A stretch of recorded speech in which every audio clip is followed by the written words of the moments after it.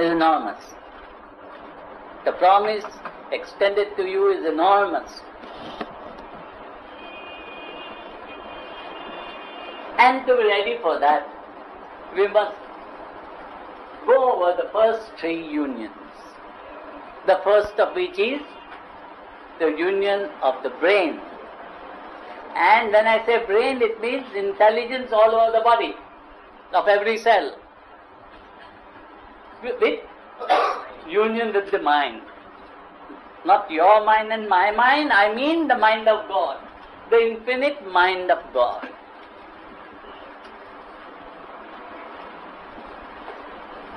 When we cannot contact the infinite mind of God, we live as miserable, funny, small creatures. When we can touch the mind of God, we become everything. There is nothing hidden in the whole universe then. Because the mind of God is in the entire universe, including the billions and billions of galaxies.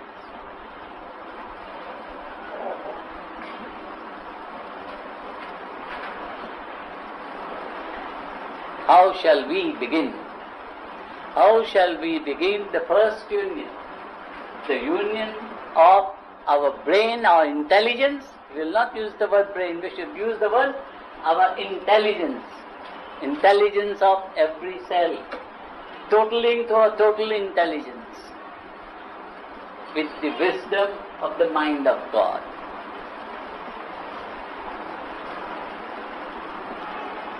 Now, Patanjali takes us by the hand and tells us what stupid brain we have, or what stupid intelligence we have, on which we boast so much. We shall go slowly. What does the second sutra say? Yoga is achieved through the subjugation, healing of the psychic nature and the restraint, calming of the chitta, the thinking instrument. As long as the mind of God, as your individual mind, does not remain pure as mind of God, and if it is not polluted with the processes of your brain, till then, the mind that is in you, your individual mind, is known as chitta.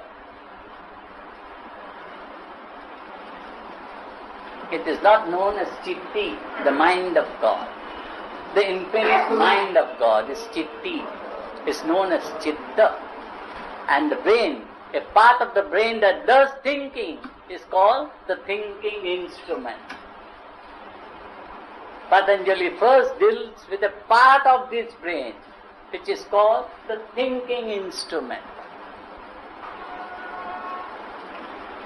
Yoga is achieved through the subjugation, healing of the psychic nature, and the restraint, calming of the chitta, the thinking instrument. We have just now seen, a few minutes ago, our very dear possessions, in which we have included our emotions, our mental gymnastics. So he calls what? Say Patanjali calls that what? Your psychic nature. That is your psychic nature. Your precious possession is called psychic nature. Though you might consider it your precious possession, what is it doing to you? It is scarring you. There are scars all over. You are bleeding inside you.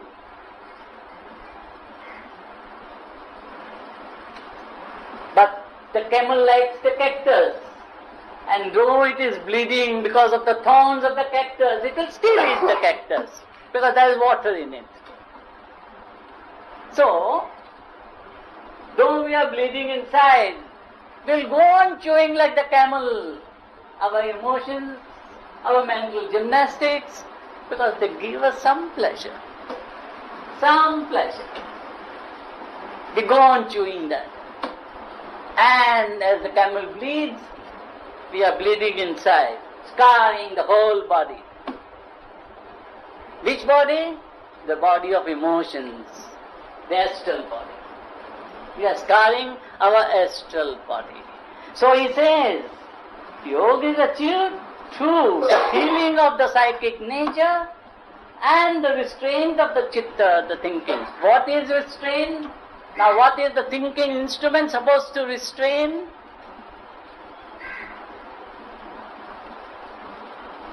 Its pendulum movement, its oscillations into the past, into the future, brooding, daydreaming, brooding, daydreaming. That is the great work our thinking instrument does the whole day. Whole day. If you have paid 2,000-3,000 for your work, for your employment, you might half-heartedly write here, write there, but your mind is oscillating. Your brain is oscillating between the past, brooding, and the future, daydreaming. There is the time to find your divine self. There is no time. No time. I have no time. But how to find those 5 minutes? I have no time. I am so busy. Busy doing what? Oscillations into the past and into the future. That's all we do. But we like to do it. That's the best part of it. We like to do it. And yet, face to face we'll say, oh, I wish I can stop it. I don't want to stop it. This is our nature. This is what we are structured for. And finally you'll say, क्या करेगा? नसीब में नहीं है. We'll see in the next life. There the matter ends. अभी नसीब में नहीं है तो क्या करेगा? भगवान ने लिखा नहीं है. ठीक है, चलो आगे. So that is all we can say.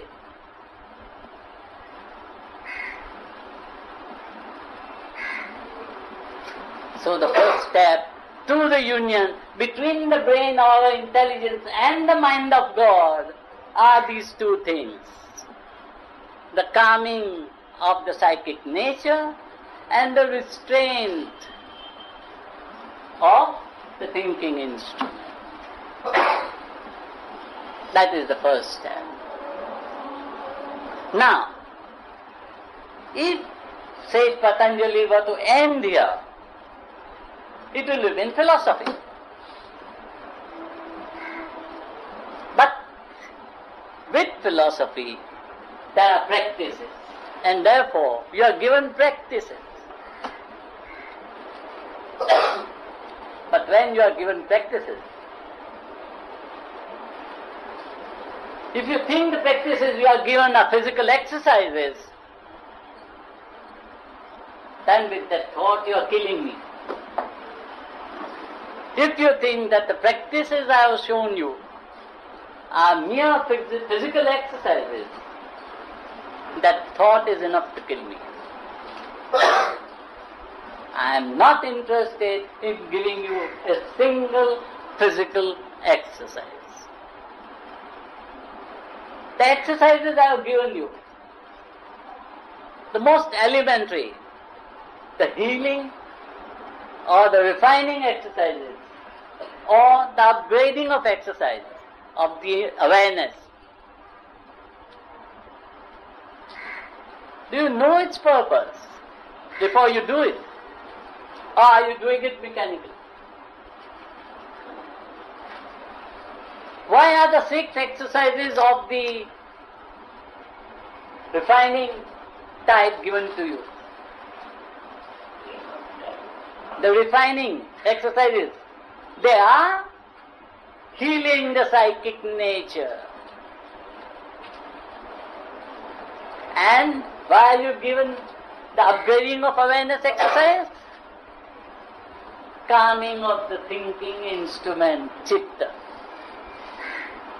You are there on the very second sutra of Saint Patanjali, first book.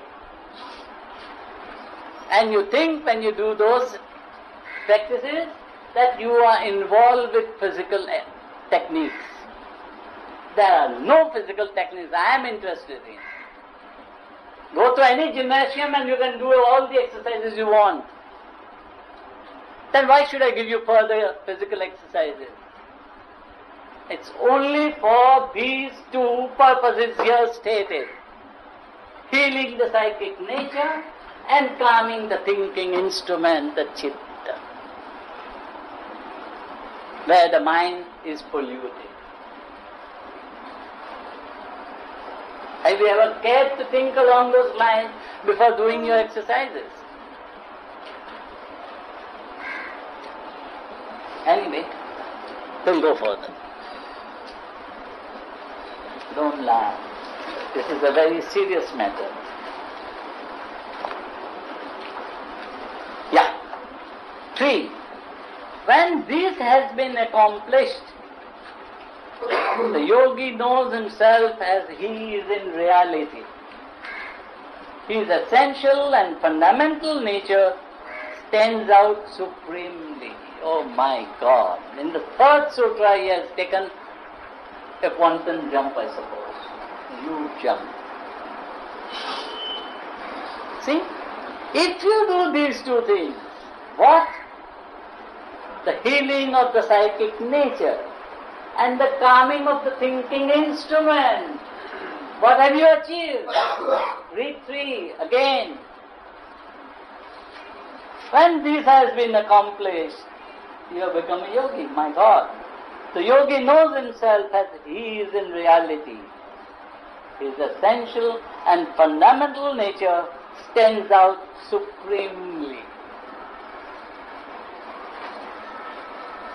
And yet, the value you place on this refining together with your upgrading your awareness technique, not even 15 paisa. That's your value.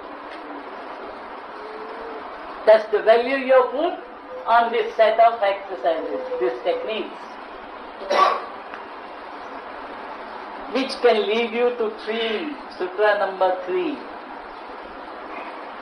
But unless you place proper value, you cannot get results.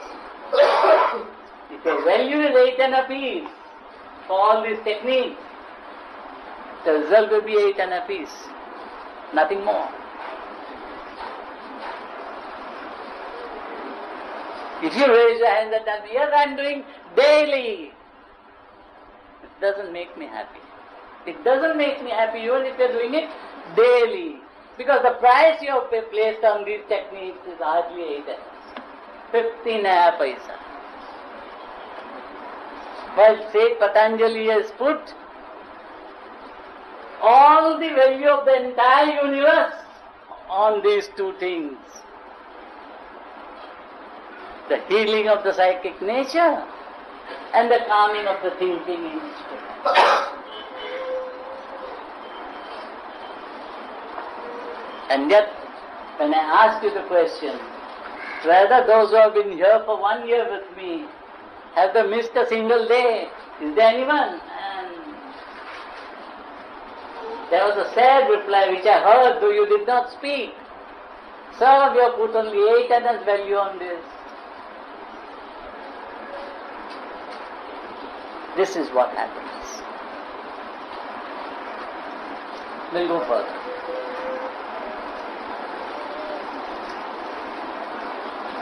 For up till now, the inner man has identified himself with his forms and with the active modification. Now what is that? What does he say? What does he wish to say now?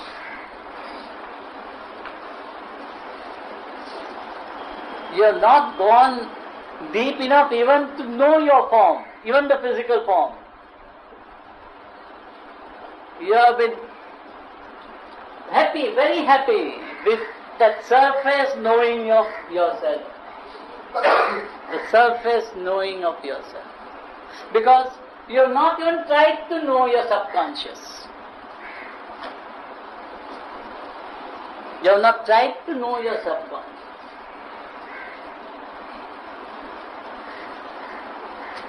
And here, you have to do what?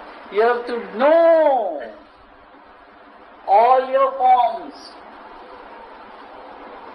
and what they are useful for, how soon they should be discarded, what are the techniques for discarding them. We have not given 5 minutes to this thought. You see, at the back of your mind, these are the thoughts. These should be your thoughts. Then you will have more energy to put in your practices. More energy in your practices. And then you will be able to put real, white hot energy in your practices. Then you will see some results. And you will be coming nearer and nearer to that point in time. For remember, most of you, almost all of you, this is the first life when you are taking this path. And with your present involvement and seriousness, for the coming 100 lives, there is no hope. You may not be able to move 1 foot towards the point in time.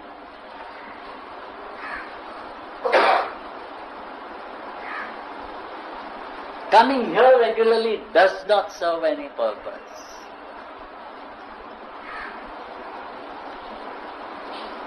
If you go away far, very far from me, I don't mind.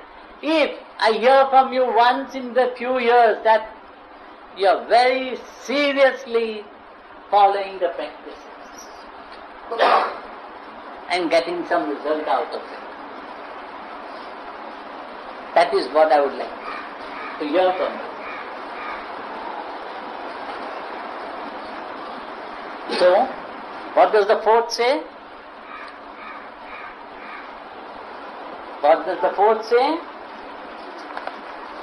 It reads, up till now the inner man has identified himself with his forms and with the active modification. Identified. The meaning of identify, meaning involvement. If I identify with you, I involve myself with you. But if I stand separate and observe you, you are different, I am different. But all the time so far, there is a total involvement. And because of the involvement, identifying with the efforts of the brain, the efforts of the mind.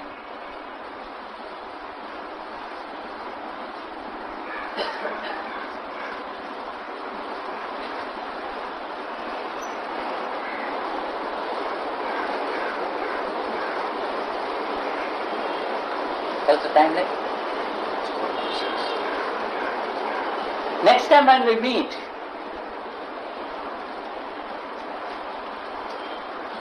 hear me properly. Next time when we meet,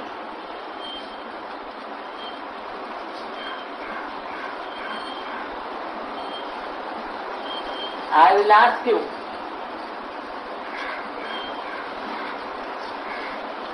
to explain to me not only the 4 sutras, but what have you done according to the sutras? I will ask every one of you. What have you done according to these 4 sutras? The first is, of course,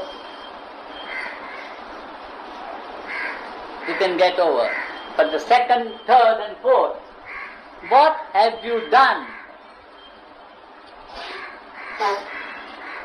to understand these sutras And what do you think you have achieved by it? Because unless you tell me every month what you are achieving now, it's useless going beyond the sutras. Isn't it? Isn't it? So, we go back. We go back to page 207 and read and try to understand and follow. Yoga is achieved through the subjugation, healing of the psychic nature and restraint, calming of the chitta, the thinking instrument. When this has been accomplished, the yogi knows himself as he is in reality. How? How much? And for up till now the inner man has identified himself with his form and with the active modification. And how will you stand aside and observe those modifications? How will you stand aside and observe those modifications?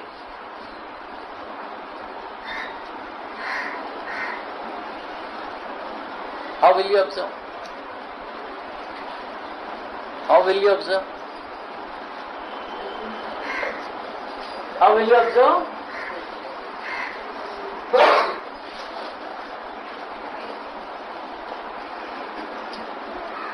You may be in your bath in the morning.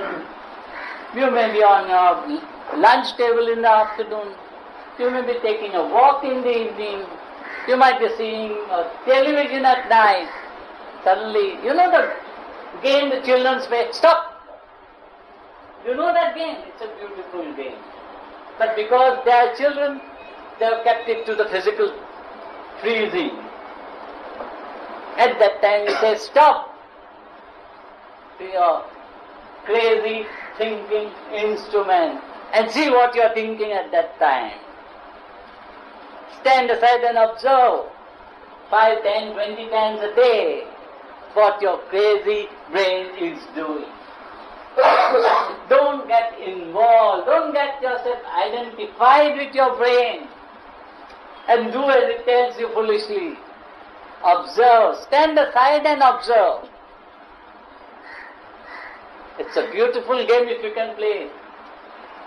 And you have to play it alone. This beautiful game of observing your own brain. Do it 10, 20, 30 times a day and see the fun. And then note on what particular scale or in what particular direction your crazy brain is moving. Is it sex? Is it money? Is it this or is it that? What it is, where it is going. Then ask the question, why is it going there so often? Why is it going there so often? These moments when you will stand aside and observe your stupid brain, then you will know the meaning of identification, involvement. Today you are just involved the whole day. As your crazy brain goes, you go. Even if it tells you to jump into the well, you'll jump.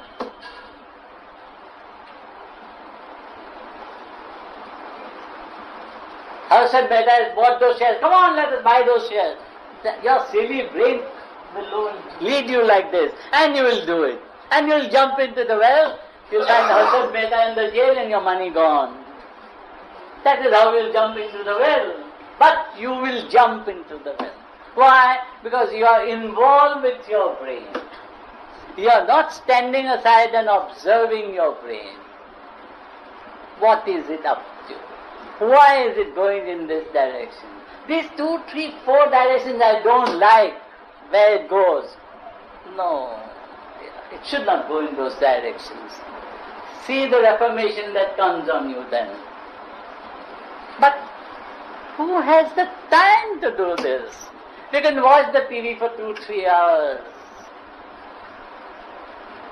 We can sit on the table and talk rubbish, gossip for half an hour. Somebody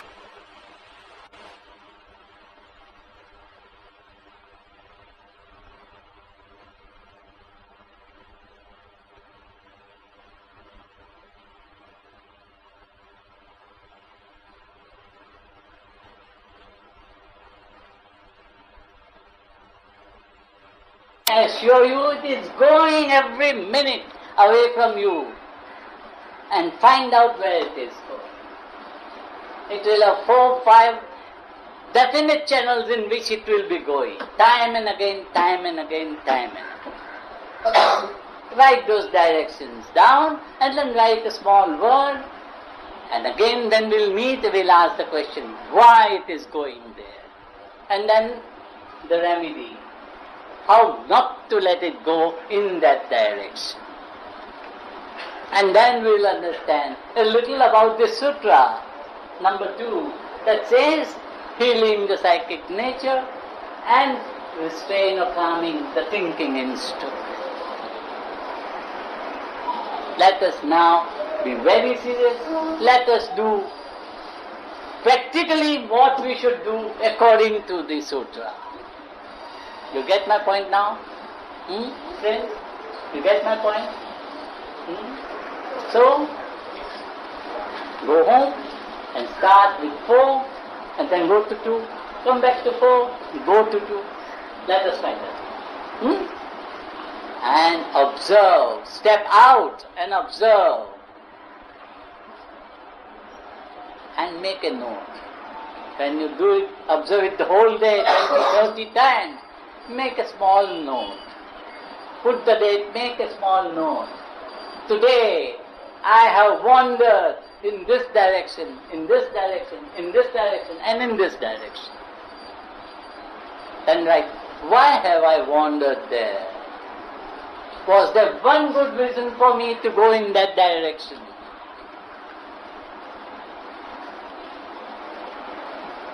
As we go further, it will become easier. Our techniques will become more interesting. But if we have to study the sutras, let us practically study them, not read them. Reading will have no purpose whatsoever. Let us study them, let us work for them. You promise to work, all of you? Yes? Okay, then we'll go together. But if you fail me, then I am sorry. Any questions on these 1, 2, 3, 4, first 4 sutras? If you have, let me know. We will still be going deeper into these 4. It is only a surface reading of the sutra that I have given today. We have to go deeper. We have to make sutra ourselves. If we make sutra ourselves, like living the Gita, not reading the Gita, then you will see what change can come over you. So the first step is non-identification. If not all the 24 hours, at least 20, 30 times a day. Then you play that child's game and say, stop. And think what that thought was at that moment. Do it. Do it and search for 2, 3, 4, 5 culprits that take your brain in a particular direction.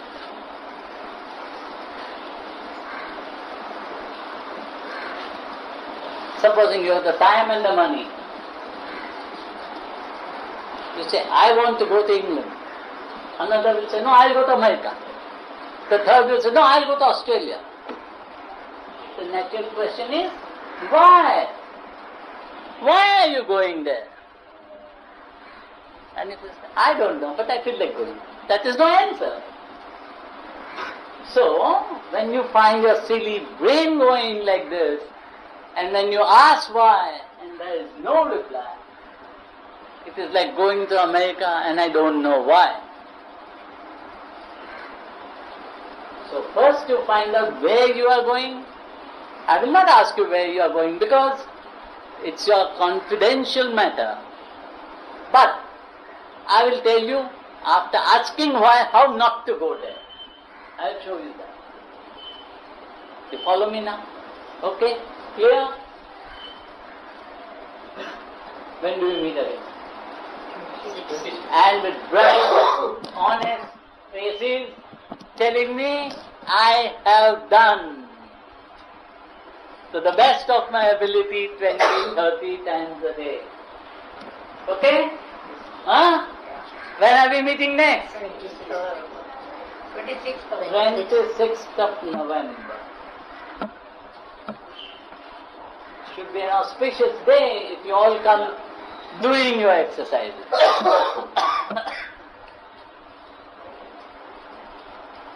It will be a very auspicious day. And 92 might see that you can see something if you are serious and if you are honest with your own self and with me.